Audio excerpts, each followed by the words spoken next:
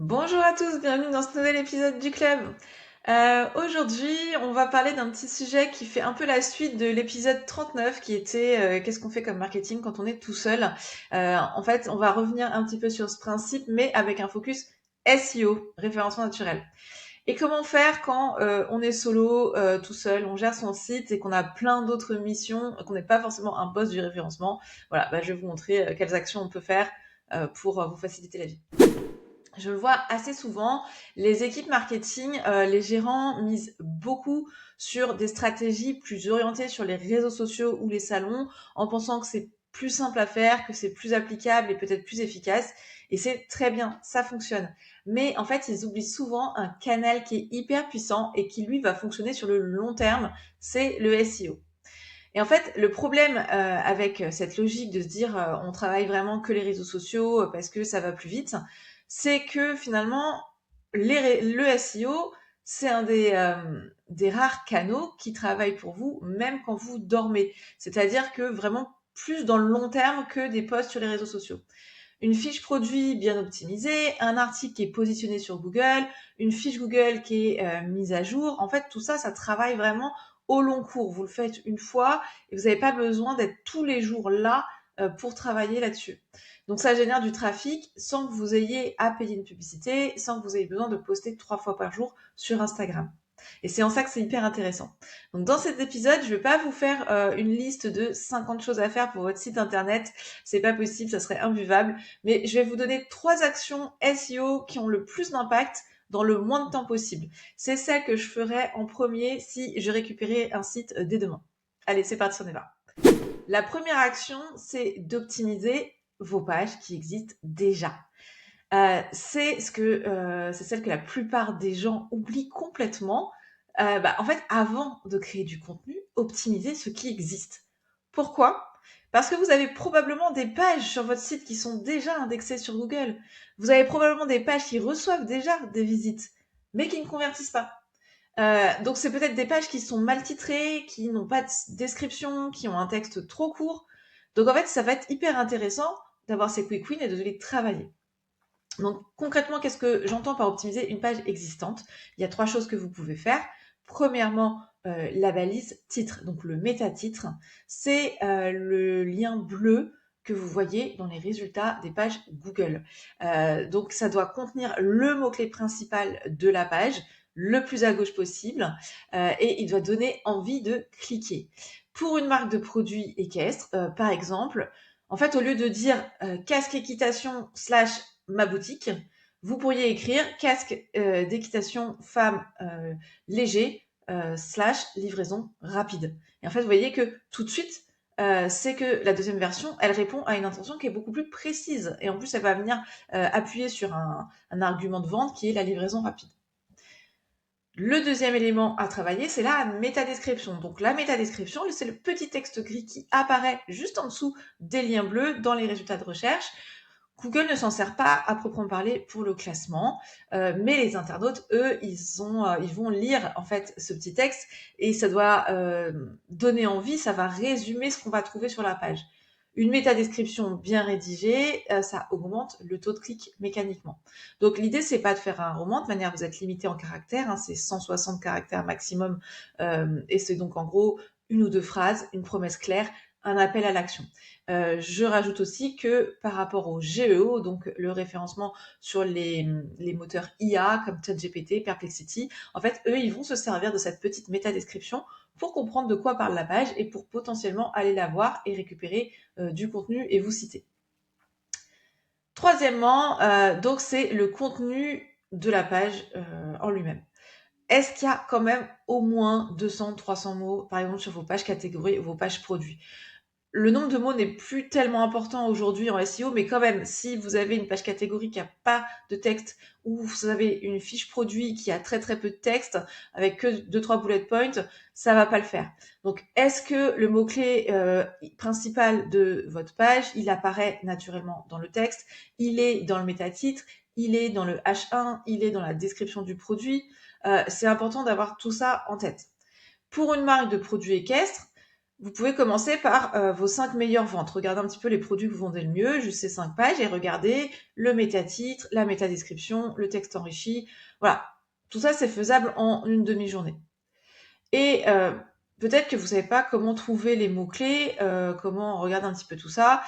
Il y a un outil qui s'appelle Google Search Console qui est gratuit. Il vous montre exactement sur quelle requête vous apparaissez déjà. Et ça, c'est le point de départ le plus rapide. En allant dans les rapports, vous allez trier, vous allez regarder les pages qui sont entre la position 11 et la position 20, qui ont pas mal d'impressions, mais qui n'ont pas ou peu de clics. Et en fait, c'est ces pages-là à travailler en priorité pour essayer de les ramener dans le top 10, parce que qui dit top 10 dit première page de Google potentiellement. Et c'est souvent plus facile d'aller chercher de la page 2 à la page 1 que d'aller chercher le top 5 au top 3 ou au top 1. En fait, le temps de travail et le gap va être plus important finalement de passer du top 5 au top 1, alors que finalement de passer de la page 2 ou de la page 1, quelques optimisations comme je viens de vous le montrer, ça peut faire la différence. Donc c'est vraiment hyper intéressant. À faire cette semaine, ouvrez votre Google Search Console, repérez vos 5 pages avec le plus d'impressions, mais un taux de clic faible, et retravaillez leur métatitre, leur métadescription, le H1, les textes, et déjà vous aurez fait pas mal de boulot. Allez, c'est parti pour l'action numéro 2, c'est d'optimiser le maillage interne de votre site internet. Oh là, qu'est-ce que c'est que le maillage interne? Le maillage interne, en fait, c'est un des leviers les plus sous-exploités en SEO. Le principe, c'est que vos pages, elles doivent se lier entre elles de façon logique pour que Google comprenne la structure de votre site et que les visiteurs naviguent plus longtemps. Donc il y a une vraie recherche, un peu comme une toile d'araignée. En fait, chaque page doit être reliée à une autre page. Concrètement, pour vous donner un exemple, pour une marque de produits équestres toujours, depuis votre article de blog sur les soins des sabots, vous allez ajouter un lien vers votre page produit, huile pour sabots. Depuis votre page catégorie soins cheval, vous allez lier les articles de blog qui sont en lien avec cette thématique. Et puis, bien évidemment, depuis votre page d'accueil, vous allez vous assurer que vos 3 pages prioritaires, elles sont accessibles en un seul clic et qu'il n'y a pas besoin d'aller dans le menu et de faire, de farfouiller. Voilà, votre page d'accueil, ça doit délivrer tout de suite vos pages prioritaires. À faire cette semaine, la petite action, ouvrez vos 5 pages les plus visitées, vérifiez qu'elles contiennent chacune au moins 2 liens internes vers d'autres pages pertinentes du site. Et donc, si c'est pas le cas, ajoutez des liens. Alors, le temps estimé, on est entre 1h et 1h30 de travail là-dessus pour bien travailler le maillage et pour bien repérer les bonnes pages à mallier entre elles. Mais ça a un effet sur le crawl Google et la profondeur de navigation de manière assez immédiate, donc très très rapidement. Donc, vraiment, action hyper intéressante à faire. Et puis, l'action numéro 3, enfin, publier un article de blog ciblé sur une intention de recherche précise. Oui, celle-là, alors j'avoue, c'est un peu celle qui va faire peur à tout le monde parce qu'on pense qu'il faut écrire un roman toutes les semaines et que c'est trop galère et c'est une montagne. Non, c'est pas ça l'idée. Un article de blog bien ciblé par mois, c'est suffisant pour commencer à construire votre référencement éditorial. La condition, c'est que l'article réponde à une vraie question que se pose votre cible. Alors, vous allez me dire comment on trouve cette question. Eh bien, j'imagine que vous avez pas mal de clients qui peuvent vous poser des questions, en fait, déjà. Donc, regardez dans les échanges que vous avez avec vos clients, quelles sont les questions qui reviennent le plus souvent. Sinon, vous pouvez aussi aller sur Google directement, vous tapez le début d'une requête liée à vos produits, votre secteur, et vous allez regarder les suggestions automatiques. Vous savez, en fait, Google vous propose de base, vous écrivez un mot et il vous propose des suggestions automatiques. Et ça vous donne en fait des idées de requêtes que vous pouvez utiliser. Vous allez également scroller tout en bas de la page pour voir ce qu'on appelle les recherches associées. C'est d'autres requêtes qui existent. Et puis, vous avez souvent aussi des encadrés avec écrit les gens demandent aussi, ou en anglais people also ask. Ça, c'est hyper intéressant parce que ce sont des vraies questions que les gens cherchent. Donc, on reprend notre exemple concret avec la requête, par exemple, onguent sabot cheval. On va retrouver comme question quel onguent pour mon cheval, quel est le meilleur traitement pour les sabots douloureux chez les chevaux? Comment hydrater les sabots de mon cheval? Donc ça, c'est des vrais exemples que j'ai regardés directement sur ma page Google. Dans les recherches associées, on a renforcé cornes sabot cheval, onguent noir cheval, onguent sabot humide.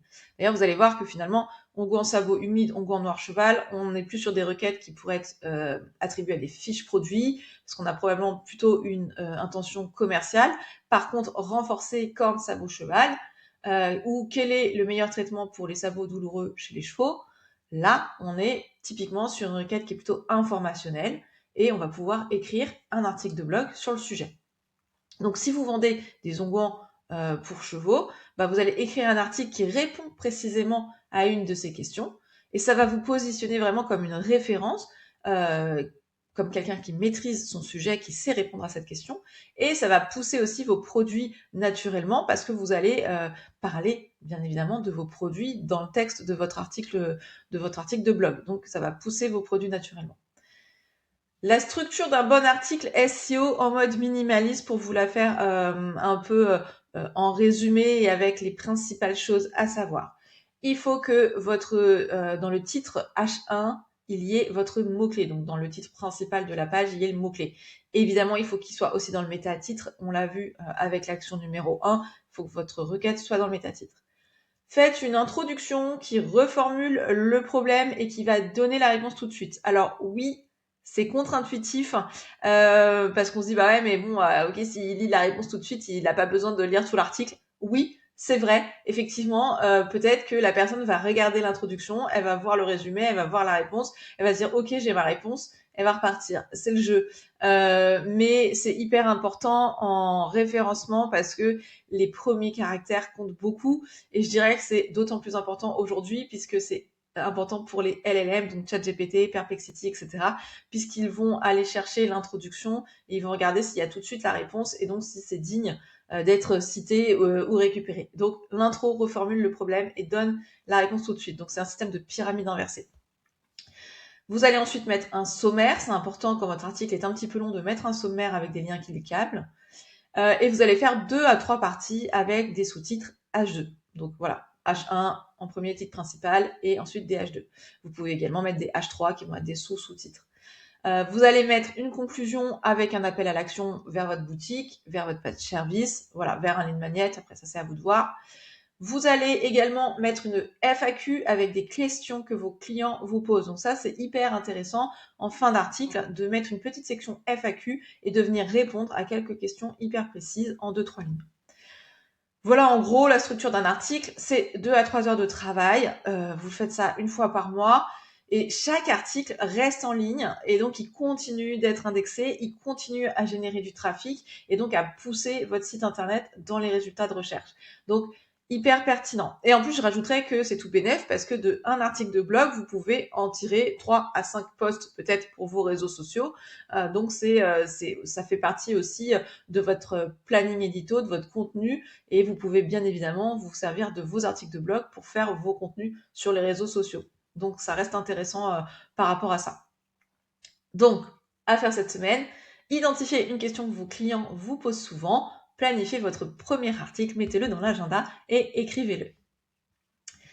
On récapitule ces 3 actions qui sont nécessaires, qui sont pas trop compliquées à mettre en place. 1. Optimisez vos pages existantes. Voilà, travaillez les métatitres, la métadescription, le contenu de vos pages, le contenu de vos fiches produits. Faites ça régulièrement. Voilà, travaillez ce qui existe déjà. Le deuxième point, on a vu, c'était d'optimiser le maillage interne, donc d'essayer de créer un parcours logique et de faire des liens entre vos pages de manière cohérente. Et le troisième point, c'était de publier un article de blog ciblé sur un sujet spécifique. Allez, on va dire une fois par mois, si on peut, c'est bien. Aucune de ces actions ne demande d'être expert SEO. Ça demande surtout de la méthode, de l'organisation et un petit peu de régularité quand même.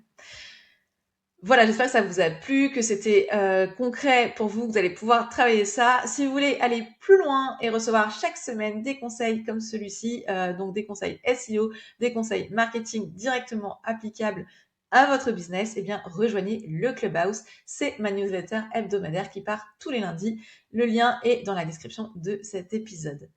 Et si ça vous a plu, si ça vous a été utile, n'hésitez pas à le partager à un entrepreneur qui galère avec son référencement. C'est le meilleur moyen de faire grandir un petit peu cette communauté. Quant à moi, je vous dis à bientôt dans un nouvel épisode. Bye!